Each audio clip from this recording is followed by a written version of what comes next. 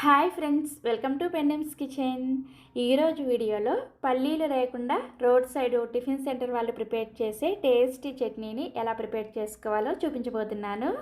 ఈ చట్నీని మీరు రెగ్యులర్గా ప్రిపేర్ చేసుకునే ఇడ్లీలోకైనా, దోశలోకైనా, వడలోకైనా, ఉప్మాలోకైనా, ఎందులోకైనా సరే సర్వ్ చేసుకోవచ్చు. చాలా ఈజీగా ప్రిపేర్ చేసుకోవచ్చు. అలాగే టేస్ట్ అయితే చాలా చాలా బాగుంటుంది. తప్పకుండా ట్రై చేసి చూడండి. సో ఇక ఏమాత్రం ఆలస్యం చేయకుండా రోడ్ సైడ్ టిఫిన్ బండి మీద ప్రిపేర్ చేసే టేస్టీ చట్నీని మనం ఇంట్లోనే ఎలా ప్రిపేర్ చేసుకోవచ్చో ఈ వీడియోలోకి వెళ్ళి చూసేయండి. ఈ చట్నీని ప్రిపేర్ చేసుకోవడం కోసం స్టవ్ మీద ఇలా ఒక చిన్న గిన్నెను పెట్టుకొని ఇందులోకి 1 టేబుల్ స్పూన్ దాకా నూనెను వేసుకొని వేడి చేసుకోండి. నూనె వేడైన తర్వాత 5-6 పచ్చిమిర్చిని ఇలా సగానికి తుంచుకొని వేసుకొని జస్ట్ 1 నిమిషం పాటు ఈ పచ్చిమిర్చిని వేయించుకోండి. పచ్చిమిర్చిని తుంచకుండా డైరెక్ట్గా వేసేసారంటే అవి చిట్లి మీద పడతాయి అన్నమాట. అందుకని ఇలా తుంచుకొని వేసుకొని జస్ట్ 1 నిమిషం చూసారా, పచ్చిమిర్చి పైన ఇలా తెల్ల తెల్లగా వచ్చేంత వరకు వేయించుకొని వీటిని మిక్సీ జార్లోకి తీసుకొని రెడీగా పక్కన పెట్టేసుకోండి. నెక్స్ట్ ఇప్పుడు ఇదే నూనెలో చట్నీకి తాలింపు వేసేసుకొని రెడీగా పెట్టేసుకుందాము. తాలింపు కోసం ఇదే నూనెలోకి 1/2 టీ స్పూన్ చొప్పున పోపు దినుసులను వేసుకోండి. ఆవాలు, మినపగుళ్ళు, పచ్చిశనగపప్పు, అలాగే జీలకర్ర, ఈ 4 పోపు దినుసులను వేసుకొని ఇందులోనే 1 ఎండుమిర్చిని ఇలా సగానికి తుంచుకొని వేసుకోండి. అలాగే 1 రెమ్మ కరివేపాకును కూడా వేసుకొని తాలింపుని చక్కగా లో ఫ్లేమ్లోనే వేయించుకోండి. చివరగా ఇందులోకి కొద్దిగా ఇంగువాను కూడా వేసుకొని తాలింపు పెట్టుకున్నారంటే టేస్టీగా ఉంటుంది చట్నీ. రోడ్ సైడ్ టిఫిన్ బండి మీద ఇలానే ప్రిపేర్ చేస్తారు తాలింపుని. సో తాలింపు ఇలా వేగిన తర్వాత స్టవ్ ఆఫ్ చేసేసి రెడీగా పక్కన పెట్టేసుకోండి. నెక్స్ట్ ఇప్పుడు మిక్సీ జార్లో ఆల్రెడీ మనం వేయించుకున్న పచ్చిమిర్చి వేసుకున్నాం కదా, ఇదే మిక్సీ జార్లోకి 1 అరకప్పు వరకు పుట్నాల పప్పుని వేసుకోండి. వీటిని వేయించిన శనగపప్పు, అలాగే చట్నీ పప్పు అని కూడా అంటారు. తర్వాత ఇందులోకి 2 టేబుల్ స్పూన్ల దాకా పచ్చి కొబ్బరి ముక్కల్ని వేసుకోండి.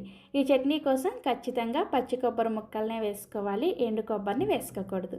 నెక్స్ట్ ఇందులోనే 1 ఇంచు దాకా అల్లం ముక్క, అలాగే పొట్టు తీసేసిన 2 వెల్లుల్లి రెబ్బలు, కొద్దిగా చింతపండుని వేసుకోండి. చింతపండుని మరీ ఎక్కువగా వేసుకోకూడదు, ఒక చిన్న ముక్క వేసుకుంటే సరిపోతుంది. నెక్స్ట్ ఇందులోనే కొద్దిగా కొత్తిమీరని కాడలతో సహా వేసుకోండి. కొత్తిమీర వేస్తేనే ఈ రోడ్ సైడ్ టిఫిన్ బండి మీద చేసే చట్నీ టేస్ట్ వస్తుందన్నమాట. ఒకవేళ మీ దగ్గర లేకపోయినా, మీకు కొత్తిమీర వేసుకోవడం ఇష్టం లేకపోయినా స్కిప్ చేసేయండి. నెక్స్ట్ ఇందులోనే రుచికి సరిపడా ఉప్పును కూడా వేసేసుకొని ఫస్ట్ నీళ్ళేమీ వేసుకోకుండా చట్నీని కొంచెం కచ్చా పచ్చాగా గ్రైండ్ చేసుకోండి. చూసారా, చట్నీని ఇలా కొంచెం కచ్చా పచ్చాగా గ్రైండ్ చేసుకున్న తర్వాత ఇప్పుడు చట్నీని గ్రైండ్ చేసుకోవడం కోసం అవసరమైన నీళ్ళని కొద్దిగా వేసుకుంటూ చట్నీని బాగా మెత్తగా గ్రైండ్ చేసేసుకోండి. సో ఇలా గ్రైండ్ చేసుకున్న ఈ చట్నీని ఒక గిన్నెలోకి వేసుకొని చట్నీ కన్సిస్టెన్సీకి తగ్గట్టుగా కొద్దిగా నీళ్ళని వేసుకొని చట్నీని కలుపుకోండి.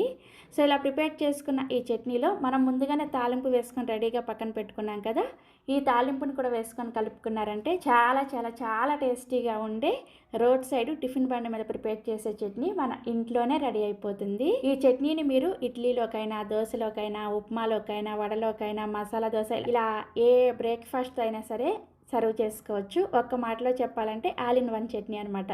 టిఫిన్ సెంటర్ వాళ్ళు రకరకాల చట్నీలు ప్రిపేర్ చేయరు కదా, ఒక్కో టిఫిన్ సెంటర్లో ఒక్కో రకంగా చట్నీలు ప్రిపేర్ చేస్తారు. సో అందులో ఇది ఒక రకం చట్నీ అనమాట. సో ఈ విధంగా చక్కగా ఇలా చట్నీని ప్రిపేర్ చేసుకొని మీకు నచ్చిన బ్రేక్ఫాస్ట్తో ఎంజాయ్ చేసేయండి. చట్నీ ప్రిపేర్ చేసుకోవడానికి 5 నిమిషాల టైం సరిపోతుంది. తప్పకుండా ట్రై చేసి చూడండి. సో ట్రై చేస్తారు కదా, ట్రై చేసిన తర్వాత మీకు టేస్ట్ ఎలా అనిపించిందో ఈ వీడియో కింద కామెంట్ సెక్షన్లో నాతో షేర్ చేసుకోవడం అస్సలు మర్చిపోవద్దు. అలాగే మరిన్ని Emmy and tasty breakfast recipes కోసం వెంటనే మన పెండెమ్స్ కిచెన్ని సబ్స్క్రైబ్ చేసుకోండి. Thank you.